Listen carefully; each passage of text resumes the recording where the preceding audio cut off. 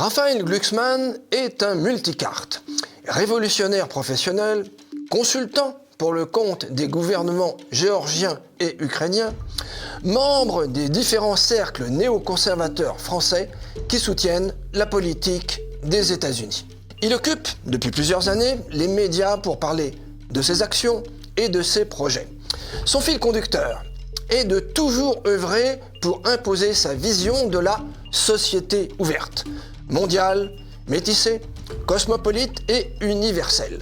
Il combat donc pêle-mêle la Russie, le Rassemblement national, Éric Zemmour, la culture terroir ou les réactions identitaires des peuples européens. Né en 1979 à Boulogne-Billancourt, il est le fils du philosophe, ancien maoïste et néoconservateur pro-américain André Glucksmann. Concernant sa religion, dans un article d'avril 2015 de Libération, c'est du côté des racines juives de sa famille qu'il se reconnaît avec, je cite, « une culture de diaspora plutôt qu'une foi ». Après Sciences Po Paris, il produit un documentaire sur la révolution orange en Ukraine.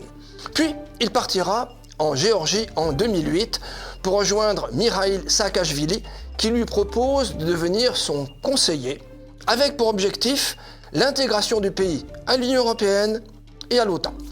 Il y rencontre sa femme, Eva Zgouladze, alors ministre de l'Intérieur, avec laquelle il a un enfant. Revenu en France après la défaite de Saakashvili, il assiste avec son père au meeting du candidat Nicolas Sarkozy le 29 avril 2017. Voyant en Sarkozy un héritier rebelle de mai 68, ce qui n'est pas si mal vu. Mais le flirt avec Sarkozy ne durera pas. Il fonde en 2018 Place Publique, qui trouvera un strapontin sur la liste du Parti socialiste lors des élections européennes du 26 mai 2019, où il est élu au Parlement européen. Entre-temps, il aura rencontré en 2015 la journaliste Léa Salamé, qui deviendra sa compagne.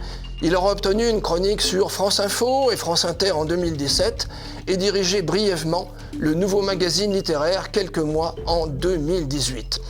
Sa profession de foi figure sur Mediapart le 24 février 2015. Je cite « Nous sommes tous des flics juifs arabo-martiniquais, dessinateurs libertaires de prophètes, clients de supérettes cachères, Clarissa, Stéphane, Ahmed, Yoav ou Franck, nos prénoms, nos origines diverses, nos foi ou nos absences de foi, nos idéaux et nos manques de repères forgent notre carte d'identité nationale. » Fin de citation. Tant pis pour les Normands, les Bretons, les Basques et les autres Bourguignons. On pourrait ajouter tant pis pour les Français et pour les Européens.